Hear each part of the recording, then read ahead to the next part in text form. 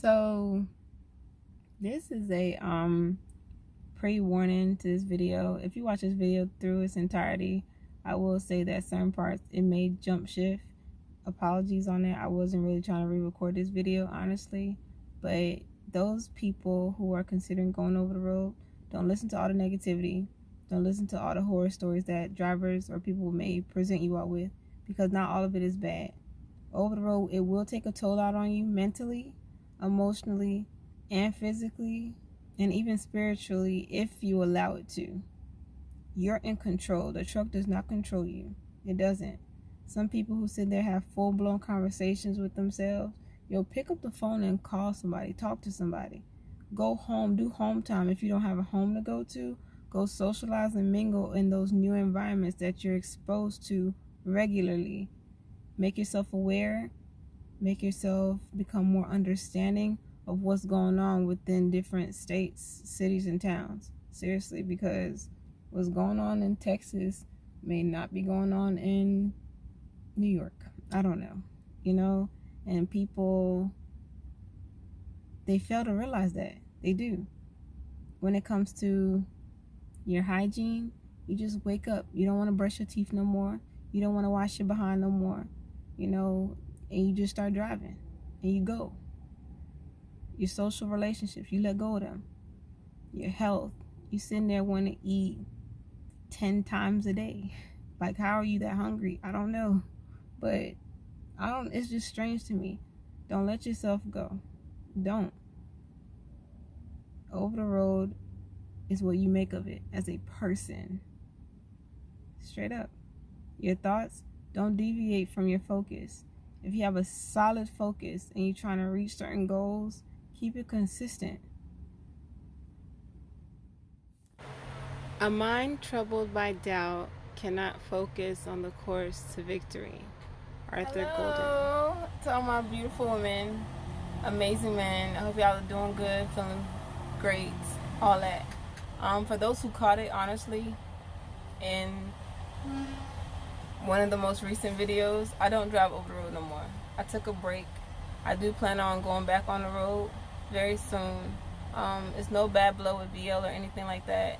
Personally, they told me when I do decide to come back over the road, I could join a team again. Preferably when going back on the road, I want to do it as a team, a new experience, a different experience. And I know that it's some things I can take care of in a sufficient amount of time that I feel like will be extremely rewarding, not just for me, but for my partner as well. One thing about teaming that I can say, I know myself and I don't like depending on people. I never have. I don't think I ever will. Because when you want to take care of certain things and handle them in your own way, your own manner, it'll get done. For me, I can't speak for anyone else. I like to take care of things and know that it was well taken care of, well thought out, executed, all that. Now, as far as plan B, plan C, you got to be able to think quick, fast, and easy, and make sure you adapt to situations quickly in case the first plan doesn't pan out the way you expect it to. Over the road will teach you and shape you in ways that you've never been taught. For real, if you take the over-the-road experience as a stepping stone or a learning lesson to lead you onto some type of platform that you're going to be able to seek more growth, then over the road will be for you if you allow it to. If you have a strong mind, that is, over the road is it. It is for me anyway. I do this local gig. I'm not too fond of it because I never wanted to be a local driver, I guess. I don't know, just something about over the road that is just the new environment, scenery, just being away. But a lot of times, oftentimes, people get so lost within themselves, lost within their truck. They stop socializing. They stop mingling, doing things that they would do on a regular basis to where it overpowers them. That makes no sense to me. You know, you were once this personable individual before you stepped in the truck. And as soon as you stepped in the truck, maybe like 3-4 years in, you gained 100 pounds. You know, you stopped talking to people you talk to on a regular basis. You don't really smell the same because you let go of your hygiene. Stuff like that is strange to me. And if you think high of yourself, you take care of yourself, and you don't allow these new situations of being exposed to this trucking lifestyle, this trucking industry, if you don't allow them to get the best of you, over the road will be for you if you know how to handle yourself. I got stories for days. I promise I do. Don't let people fool you. Don't let women fool you. Some of these men fool you. I can't say for men, but there's a lot of women who go through it, who I'm sure go through a lot more than what they say they do. I can come on these videos and be enthusiastic, smile a little, laugh a little, because that's a part of my personality. Sometimes it's a defense mechanism, it is. But all jokes aside, it wasn't always a walk in the park. It wasn't. The whole situation of what happened in Wisconsin and how the man wanted to fight me, no, he did not say verbatim that he pulled all my hair out my head. He said some other things that I didn't want to repeat. But he's upset, wanting to fight because I didn't allow him to get in front of me to get his truck loaded with his 2 totes. First come, first served facility. Like every other man, you wait, you know, and I was already sleep deprived. I allowed him to get the best of me. I ended up saying some slick shit that you're not too much of a man coming at me the way you coming at me. I wasn't for it that day. I wasn't. This whole situation in Laredo, this man felt like I owed him something because he assisted me with a jump on my refrigerated unit. I was ready to get out Laredo. I don't remember where I came from, but I know this load that my dispatcher booked, it was going to Pennsylvania. I needed them, I wanted the miles, and I wanted the hell up out of Texas. So he was like, hey, you're going to preset your cooler for X amount of whatever temperature, and I preset it. Or I tried to preset it, and then like within maybe 5 minutes, the K symbol, whatever indication symbol that showed that something wasn't right, that popped up. I'm like, damn. I ended up calling my dispatcher, telling him what's what. He was like, well, see if you can find somebody who could jump you. And here goes nothing. You know, I didn't really want to ask nobody out there anyway. And randomly, this man, he was pulling in somewhere, and I think he was getting ready to park and be done for his shift. In his eyes, like, I felt like he was raping me with his eyes. That's how bad I did not want to ask him, but I was desperate in that situation. I don't like asking people for help unless I really, truly need the help. In this case, he had to jump, you know, he had the cables. He was ready to assist, and long story short, he assisted me with it. And I was on the phone with my dispatcher. I was like, hey, I don't feel too fine, or I don't feel too comfortable about this situation. I'm letting you know right now.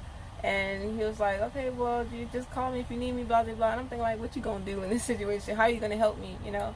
So he jumped the cables. He felt like I owed him a kiss. He wanted to kiss me. Like, this man grabbed me and everything, and he wanted to kiss me. And I'm thinking, like, nah, bro, it's not gonna happen like that, you know?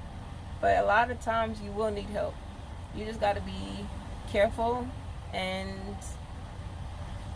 be understanding of situations. Try to understand and feel a person's energy, feel their vibe, and just, I don't know how to explain that. It's just something that you kind of feel. You know, I felt it in my heart not to ask this man, but I needed help, and I had to get up out of there. So, there was a situation, I think it was in Ohio. I was taking a shower, and oftentimes, some people will be in their showers, and you get some of the attendants trying to barge in. Like, you don't hear the shower, you don't hear music, you don't hear something going on in there.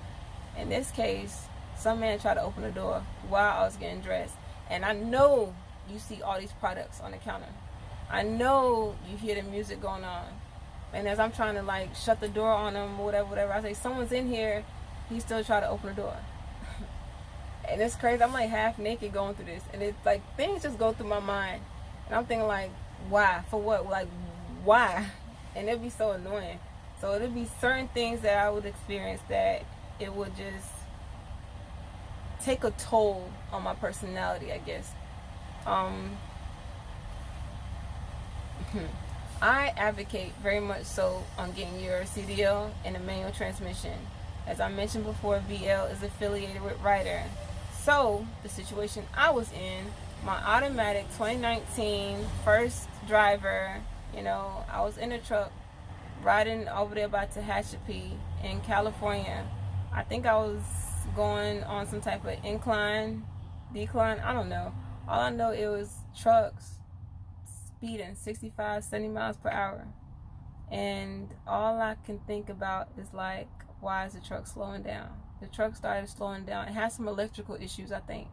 And in this case, I ended up on the side of the road, nervous as hell, because it came to like a complete stop on its own. Granted, I made it to the area where the median is, so I was straight in that situation. So I had the option to hop in a Ryder truck that was with a manual transmission, or go, kick your feet up, relax in a hotel until the truck get fixed. I hopped in a Ryder truck. I didn't have all the experience that a lot of drivers tend to have when driving a manual transmission, but I didn't want to sit on my ass neither. That was bread that I knew I would be missing on for a whole week. So I did what I did best. Hop on YouTube and called my go-to person. And at this point, this man is on the phone with me, guiding me with the shifting. And I promise you, it felt so natural, as if like he was in the truck with me. So I made it out of that situation. And that's why I vouch for you all. When you get your CDL, go to a school that has manual transmissions, so you can acquire those skills and gain that knowledge, and you can further it however you want to. What I would do differently, most importantly, I would have done a lot more research before I entered this industry. And I think I would have gave it maybe 90 days. But preferably, I would have had a good amount of bread stacked up before I did this. And after those 90 days, I would have got a truck. Because I felt it was a different shift. It was a different transition that I'd never experienced in my whole entire life, that I actually had peace with it. I enjoy driving. Driving is therapeutic for me at times. So I made the most out of it. So I would have became an owner operator after 90 days. Hauling what? Probably hazmat. Probably hazmat, or like exotic cars, straight up. It provides you with stability if you know how to balance certain things. As I mentioned before, it's all about the quality of your thoughts. You do not allow the truck to overcome you. If you want to work out, buy some weights, work out in your truck. Work out around the truck, outside the truck. Go get a membership at a gym. If you like to sip a little, dance a little, hit up, go to certain places within certain states that you've located, but make sure you're fully conscientious of what's going on within that city, within that town, because you do not want to be that one who doesn't make it home because you was having a damn good time in, what can I say, LA. So I don't know. The job is what you make of it. It is. I never wanted to be a local driver, and I'm not with it. I'm ready to go back on the road. But prioritize, have your obligations in order, and I promise you, your actions, whatever plan that you're trying to execute, it will lead to positive results if you allow it to. Y'all be safe.